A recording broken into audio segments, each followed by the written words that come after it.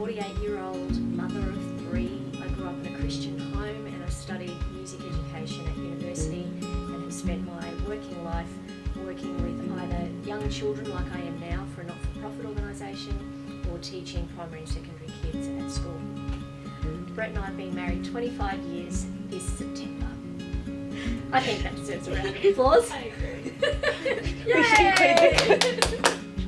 For me, I can't say marriage has been hard. Brett and I have enjoyed 25 wonderful years together, and has there been times where there's been challenges? Well, of course. That's relationships, right? You know, human relationships are fraught with danger. We have always the opportunity to let each other down, to be selfish, to not listen well, to make mistakes. But has our married life been hard? Absolutely not. Our married life's been an absolute joy. So in terms of the inevitable challenges or the hard times that you might encounter in a married life, I think the thing that Brett and I did right from the get-go in our relationship was that we committed to each other that we would be open and honest at all times.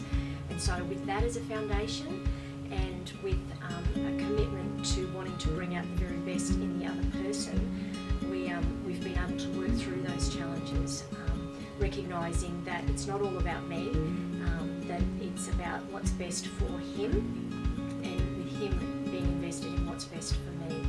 I think another thing that we've always tried to do as we've worked through the challenges that have come is, rather than if you think of the two of us sitting on a sofa, much like I am now, if we put the problem between us, then it has the potential to drive a wedge between our relationship because it's sitting right there on the sofa between us. But if we figuratively put the problem out in front of us, so we're still sitting on the sofa beside each other and there's nothing between us, and we focus on the problem and we're both trying to deal with it, but it's out there, it's not between us, then we're able to easily work through the things that might come and inevitably do come in relationships.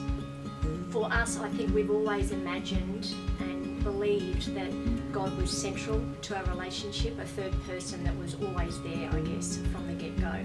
So for us, it's not so much about what do we do on a daily basis or how do we go about including God in our marriage. He just is. He has been part of our relationship from the get-go, and we can't kind of really imagine our relationship without him. So whilst I was in that space of singleness, I've been intent on working on me, working on the stuff that I need to work on, trying to become more of who Christ created me to be, letting him rub off the rough bits and prune me, which is never comfortable, but just working on my stuff. And I just set about getting on with the things that I was passionate about. I was a university student, so I just embedded myself in my studies, in my church life, and the things that I was passionate about and called to. And in the midst of that, Brett came into my life. I guess in that process too, Brett was working on his stuff and the things that he needed to grow and develop in. And so that's been our life journey together. We've always endeavoured to work on the things that were our stuff to work on, so that we could be the best representation of ourselves in our relationship. The other thing that I think was really important for Brett and I in our dating and on into our married life was that the foundation for our relationship was friendship. Friendship first and foremost. We just really invested in that space as friends. An awful lot of our dating time was spent in groups with other people rather than just by ourselves as a couple. And that's not to say that it wasn't important for us to have time just for the two of us, but I think it's really important to figure out who you are as a couple corporately as well as who you are privately. And so spending time with friends as a couple was really important for us, and recognising that friendship is a fabulous foundation for any marriage. What can you do to prepare for marriage?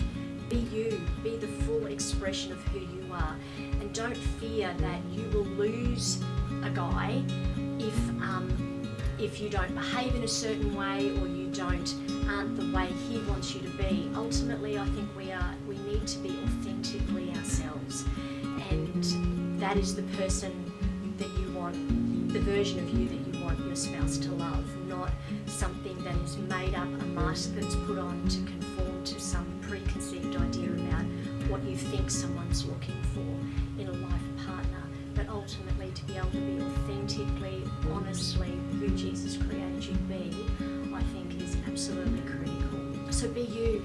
Be authentically you. Figure out when God said your name, when he called you into being, what did he have in mind? And live from that place. And someone will fall in love with you. Write your list. Figure out the things that are non-negotiables for you.